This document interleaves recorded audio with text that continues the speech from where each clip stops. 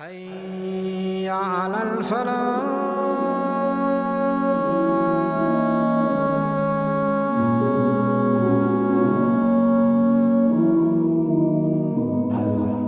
We've mentioned this hadith of Ubay ibn Ka'b, where the Prophet asks him, what is the greatest verse? And he says, it is Ayatul Kursi, Allahu la ilaha illa huwa al-hayyul qayyum. Here are 5 quick statements that our scholars initially, in the virtue of Ayatul Kursi, they highlight. They say, first, the Prophet himself described it as the greatest ayah in the Quran. Second, the Prophet ﷺ tells us, as we will study shortly, that in this ayah is Allah's greatest name. The name that when He is invoked with, supplicated to by, He answers the request of the one who asks. It is the greatest protection from the shaitan given to us by Rasulullah ﷺ. The Prophet said, number 4, the one who recites it after every prayer, the only thing keeping him out of Jannah is that he's still alive. The moment you pass away, your soul enters Jannah. And the moment the day of judgment comes, your body and soul enter Jannah, by the promise of Rasulullah sallallahu alaihi wasallam. Number 5, the Prophet sallallahu alaihi wasallam said, the one who recites it after his prayer, Allah remains a guardian for him and sends guardians to protect him until the next salah. You are in a state of completeness, fortification from harm. Now I want you to understand that Ayatul Kursi, there is no verse in the Quran, there is no section of letters that were formulated and revealed unto humanity that are greater than these words. Nothing in the scriptures that came before Muhammad ﷺ, nothing in the Torah, nothing in the Injil, nothing in the Suhuf of Ibrahim or Musa, nothing was revealed to humanity that was greater in might and more versed in meaning than Ayatul Kursi, the verse of the Kursi. The Prophet Muhammad ﷺ says, as is narrated by Imam al-Nasa'i, I was granted a gift from the treasures of the throne of Allah. Ayatul Kursi was sent down to me, sallallahu alaihi wasallam. It is in a surah, the 2nd chapter of the Quran, and it is the longest chapter of the Quran.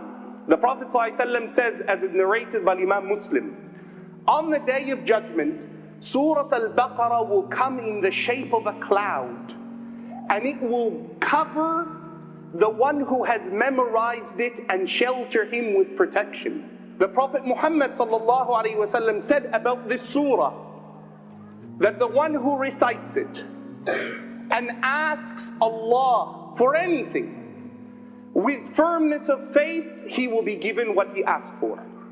In this surah is this ayah, ayah 255 of the 2nd chapter of the Quran. أعوذ بالله من الشيطان الرجيم. الله لا إله إلا هو الحي القيوم لا تأخذه سنة ولا نوم له ما في السماوات وما في الأرض من ذا الذي يشفع عنده إلا بإذنه يعلم ما بين أيديهم وما خلفهم ولا يحيطون بشيء من علمه إلا بما شاء وسع كرسيه السماوات والأرض ولا يؤوده حفظهما وهو العلي العظيم. This ayah is made up of 10 sentences. And we're going to look at each one of those sentences to understand the inner beauty and the inner meaning and the secrets that Allah has placed in it that comfort us physically, spiritually, from a health perspective, from a financial perspective, from an unseen danger, all of it mentioned from the verses and the statements of Allah and the sunnah of the Messenger Muhammad sallallahu alaihi wasallam. Let's begin with the word Allah. What does the word Allah mean? Where does it come from? How do we understand it? The word Allah comes from al, meaning the, ilah, God, the God, the only God. This is what it means in Arab. The word Allah was recognized by those who lived before Muhammad ﷺ, who were Arabs. And Allah says to the Prophet always in the Quran, if you were to ask him, perhaps, who created the heavens and the earth? They will answer you, Allah. It's not these idols that we worship. They would worship the idols in the intent that they would worship it, hoping a spirit in it would raise their prayers to Allah. They said we weren't clean enough to speak to Allah directly. And Allah rejected this, subhanahu wa ta'ala. The word Allah is not foreign. When you look in Hebrew, and when you look in Aramaic, the language that Jesus spoke, and when you look in the ancient Semitic languages, you find that they use the word El, which means God, like Ilah, El. So Allah begins this ayah in a unique way. He says, Allah. He doesn't say, La ilaha illallah. There is no God but Allah. No, He begins Allah first.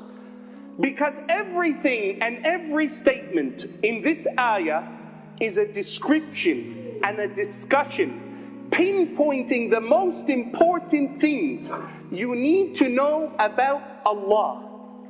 Abdullah ibn Abbas, he says, the word Allah, it means, it is a call, it is an invitation. Dhul uluhiyya. He is the one who is deserving of divinity. Wal-ubudiyya, and the only one deserving of worship. And it is incumbent upon all those who He has created that recognize this from Him, subhanahu wa ta'ala. We come to the next section. Allah, now He begins to tell us about Himself. The first thing Allah wants you to know, the first thing He would say to His messengers, when Musa stands on the Mount Sinai, the first thing Allah says to him, Moses, I am your Lord. Take off your shoes. You are in a blessed place. I have chosen you. So listen to my instruction. What's the first instruction? I am Allah. There is none but me. Subhanahu wa ta'ala. La ilaha illa huwa. What does this mean? It means it disassociates, negates anything that claims to be worthy of worship. Anyone, anything, any person, any tree, any shrub, anything created, anything with purpose, anything that has been given shape, it disassociates itself from it. It negates its worthiness. It is not Allah. It is not worthy of worship. So Allah subhanahu wa ta'ala, there is none that is comparable to Him. La ilaha. Allah first begins by saying nothing is worthy of worship. Illahu. So negation and then affirmation. Illahu, except He. You have to be a person who disbelieves in what is worshipped other than Allah. It's not just that I worship Allah and I believe in Allah. Before I can truly believe, I must negate what is seen as worthy of worship that is false in the sight of God. There are 7 conditions to your belief. Tawheed has 7 conditions. First condition is knowledge. You can't find someone in the street and say to him, hey, say La ilaha illallah. They say La ilaha illallah. Say, okay, good, khalas, yeah. MashaAllah. La.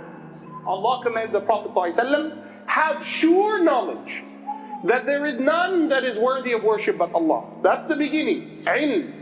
And therefore the first sentence given to the Prophet ﷺ is Iqra. Read, learn, recite, ponder, think, understand. We are the ummah of knowledge. Second, how much should I learn? You have to learn enough that removes doubt that there is other than Allah. Anything that remains within you of doubt, it is your duty to go ask others until you get its solution and find the answer to your question. Certain, yaqeen. Third is acceptance. There comes a point in every one of our life. You're born Muslim, but sometimes you haven't reached there yet. You have to accept. There's some things that you must accept even before you have come to know it with certainty. So it's upon you to accept what Allah has sent you and verify it, but you don't reject it until it's certain.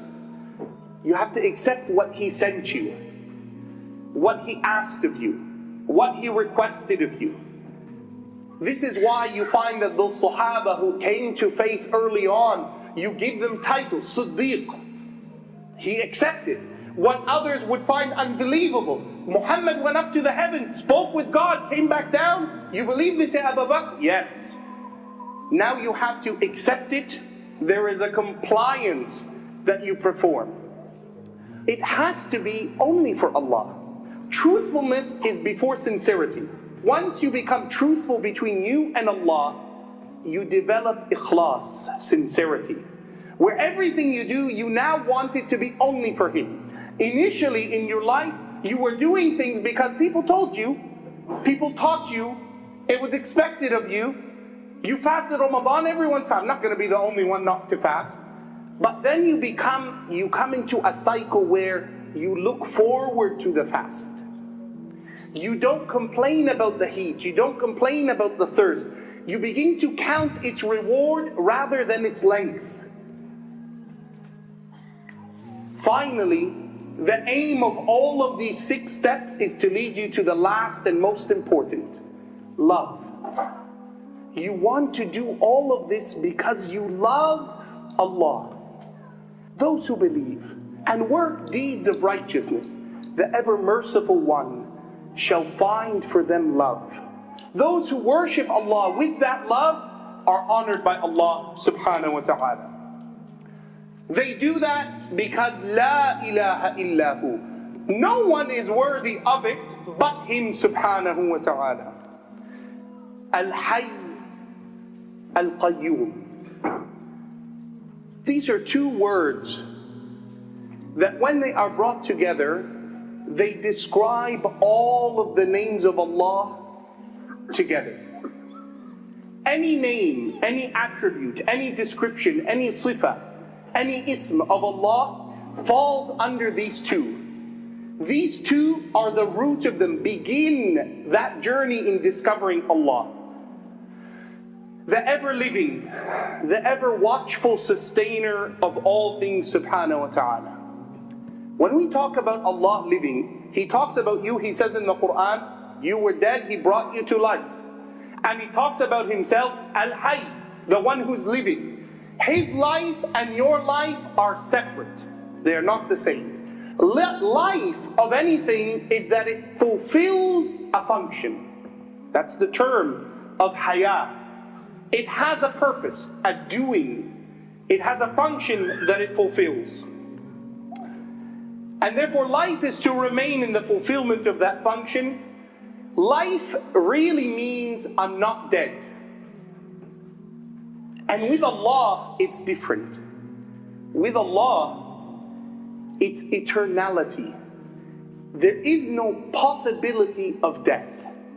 There is no possibility of end, because there was no beginning. Allah was before there was a was. The ever-living subhanahu wa ta'ala. How do we come to this? Allah tells you in the Quran, don't you ever invoke with Allah another deity. Why? Because everything will be destroyed. Everything that was brought into being will be destroyed.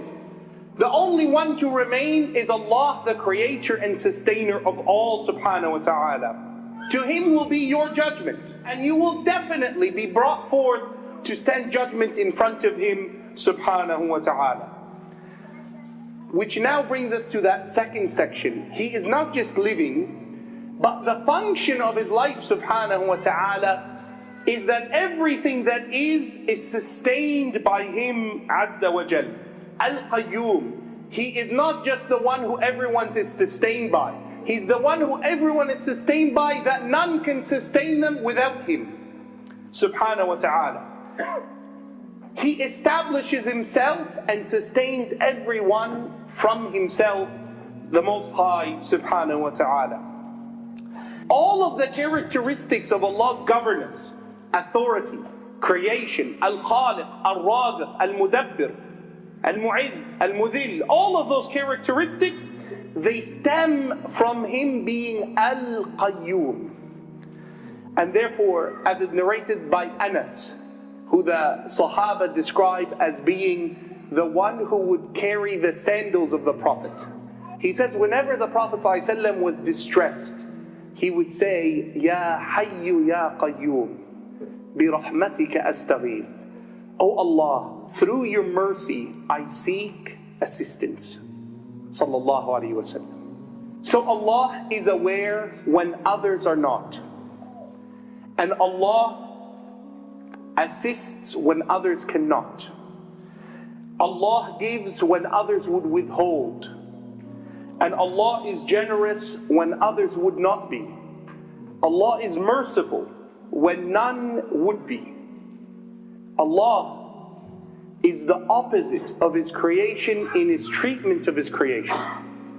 The one who protects you from Allah's anger is Allah subhanahu wa ta'ala. Al-Hayy, Al-Qayyum. The creation is maintained because of His order. And therefore the next statement, after Allah says, I'm the one who maintains everything, I'm the one who is ever living, He gives you an example. لا تأخذه سنة ولا نوم. Neither slumber nor sleep overtakes Him. It's in a way that it's not that Allah is saying He doesn't sleep although He's tired because He's busy. Allah doesn't even get tired. لا تأخذه سنة ولا نوم. Allah is not overcome. It doesn't compete with Him with difficulty or deficiency. Not just that He chooses not to sleep subhanahu wa ta'ala. He faces no hindrance in doing whatever He wishes. He can sustain anything in being without difficulty. Affirming this attribute of eternal sustainability of Allah and everlastingness and infinite independent nature of Allah. لا تأخذه سنة ولا نوم. Nothing ails Him, nothing troubles Him, nothing brings Him to tiredness.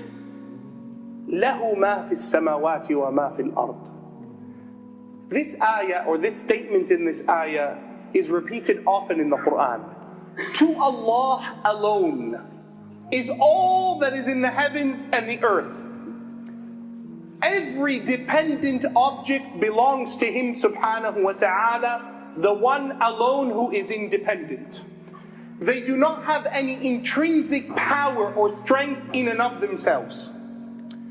And therefore you, my dear brother, my dear sister in Islam, you look to yourself and you think strength. I'm standing, I'm sitting, I'm healthy, I'm wealthy, I'm young, I'm old, I'm married, I have a home, I have a bank account, I have, alhamdulillah, I'm capable. And then Allah can send something microscopic that you just inject. Someone sneezes, not even a human, you breathe it in. You have nothing left. If you could, you would give all your wealth, all your health, all your ability. It doesn't even have to be you. You could have everything in the world and your son or your daughter becomes ill and you would give everything I have for them. And Allah subhanahu wa ta'ala therefore says, Lahu, even you belong to Him. You are owned, and therefore the greatest title given to our Prophet ﷺ is that he is abd, a slave. One who recognizes his servitude to Allah. Every one of us is a slave to Allah, some of us just don't know it. You belong to Him subhanahu wa ta'ala. مَا فِي السَّمَاوَاتِ وَمَا فِي الْأَرْضِ. That power is only with Allah subhanahu wa ta'ala. It is only He who governs and controls. He is the sovereign Lord. So to Allah alone belongs the heavens and the earth.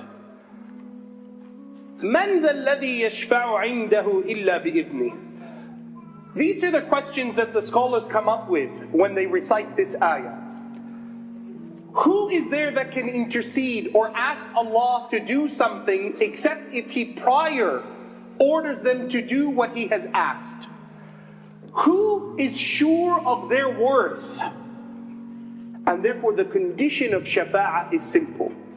Anyone who's going to petition Allah on behalf of someone, beginning with the master of shafa'ah, Muhammad sallallahu alaihi wasallam, are the three conditions. That Allah gives them permission and instruction. Allah says, Ya Muhammad, ask me. Allah is pleased with the one who is going to ask Him. So Allah loves Muhammad sallallahu alaihi wasallam. And third, that Allah loves the one Muhammad sallallahu alaihi wasallam will make shafa'ah for. Now I want you to understand that this is all related to the knowledge of Allah. Here Allah wants to tell you that even my Prophet ﷺ does not know about you and I what I know about you. And this is to put an end to this false ideology that you can ask Muhammad or ask anyone to ask Allah on your behalf after their death. On the Day of Judgment, the Prophet ﷺ says, as is narrated in Sahih al-Bukhari, there will be people whom the Prophet will recognize because of the markings of wudu. And as some of us come close to Him, the angels will stand in our way. May Allah protect you and I from this. And the angels will drive away and push back people. And the Prophet will say, these are my people, why are you pushing them away? Why can't they drink from here? Why can't they be given my shafa'ah? And the angels will say to the Prophet Muhammad sallallahu alaihi wasallam, you do not know what innovative, what bid'ah practices they brought into the religion in your name after you left them sallallahu alaihi wasallam. They're believers, but they did and lived a life contrary to what you had taught, and added and embellished or detracted from what you had taught, Ya Rasulullah sallallahu alaihi wasallam. So Allah then says, يَعْلَمُ مَا بَيْنَ أَيْدِيهِمْ. Allah knows what is before them. وَمَا خَلْفَهُمْ. And what is waiting for them, behind them. The knowledge of Allah is definitive. His knowledge is of the past, and of the present, and of the future, and also of the counterfactual. What would happen if He allowed it to happen? But it will never happen. Allah knows what you will be doing, Ismail, if you weren't with me now. وَلَا يُحِيطُونَ بِشَيْءٍ مِّنْ عِلْمِهِ. No one has that knowledge about Allah إِلَّا بِمَا شَاءَ, except as and when He wills. Allah knows us in this life, and He knows where and what place we will have in the next life, even before our death. This also means that Allah subhanahu wa ta'ala, we do not know anything of His sifat. When Allah describes His hand or His face or time, the Prophet says, don't curse time, for Allah is time. What does this mean? We don't know. And we do not know of what Allah has in store of us. Anyone who tells you Jannah is like this, Jahannam is like this, even the words used by the Prophet and the words in the Quran, they don't mean the worldly pursuit, the worldly reality. The Prophet makes it very easy by saying, Jannah, paradise, no eye has seen it. وَلَا أُذُنٌ سَمِعَتْ, no ear has heard it. And no human heart could ever comprehend or imagine it. Sallallahu alayhi wa sallam. وَسِعَ كُرْسِيُّهُ. The kursi of Allah, notice I haven't translated it, and this is proper. The kursi of Allah extends over the heavens and the earth. This is the only authentic hadith that speaks about the kursi. Allah says, the 7 heavens and the 7 earths are by the side of al-Kursi, and they are nothing except like a ring that you throw out into the desert land in comparison to the arsh of Allah. And the arsh of Allah forms the ceiling of Jannah. So what have the scholars said about al-Kursi? Two known meanings amongst Ahl Sunnah. Abdullah ibn Abbas, he said, the Kursi is the knowledge of Allah that envelops everything in His creation. Al-Imam al-Hasan al-Basri and some of the Tabi'een, they said, no, it refers to the attributes of Allah, that it is another name for al-Arsh. It is a section of the Arsh that relates to His creation. Wallahu a'lam. Finally, وَلَا يَؤُودُهُ حِفْظُهُمَا. Allah does not become weary to preserve them both, meaning the heavens and the earth, and His Kursi, and all of His creation, and He is the Most High, the Tremendous, subhanahu wa ta'ala.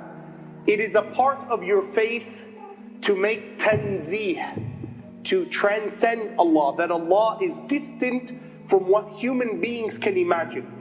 That Allah is separate from His creation in the reality of who He is, subhanahu wa ta'ala. That Allah is not just, you know how it translates, Allah is the Most High. I left it there purposefully. It's a wrong translation. It's not Allah al-A'la is the one who is Most High. Al-Ali is the one who deserves to be highest in everything. And His sifat, His characteristics, His names and attributes also occupy that supremacy over all things, subhanahu wa ta'ala. So that Allah in His essence, in who He is above everything that He has created. Everything is beneath and below Him, subhanahu wa ta'ala, the most majestic, the most high. It is that Allah subhanahu wa ta'ala is qualified as having the highest and the greatest qualities. As Allah subhanahu wa ta'ala says, there is nothing that can ascribe or be descriptive of Him except the highness in everything. He is the pinnacle of everything in our life, subhanahu wa ta'ala. I wish to conclude with 5 virtues mentioned by the Sahaba about this ayah, to learn its power in our life. First, Ali radiallahu anhu, he says that Rasulullah sallallahu alaihi wasallam said that the one who recites it after every salah, nothing prevents him from Jannah except that when they return home from their prayer in the masjid, that everything around them is protected. His house, his neighbors, even the surroundings of where he sits. Everything around you, even the one who hasn't read it, receives it. The second hadith, Abu Hurairah radiallahu anhu, he narrates that Ayatul Kursi is the greatest ayah in the Quran. Whoever recites it in his house, the Prophet ﷺ said, the shaitan exits in hurriedness, runs away from the house where al-Baqarah is recited, and in specific Ayatul Kursi is recited. Abdullah ibn Mas'ud radiallahu anhu, yet another Sahabi, he says, read Ayatul Kursi. It will protect you, your children, your home, and even the houses that surround your house. Also, Qatada radiallahu anhu ardah, he says, whoever recites Ayatul Kursi on his sleeping bed, that the Prophet taught him ﷺ, Allah sends 2 angels of protection who are given to him until hatta yastayqid, until he wakes up in the next morning. Final hadith of Ali radiallahu anhu, he said, I cannot understand how a person who is a Muslim and an owner of aql, has reason, has learned, is able to think, can spend the night without reading Ayatul Kursi upon himself. If he knew the benefits in it, then he will never discard it under any condition.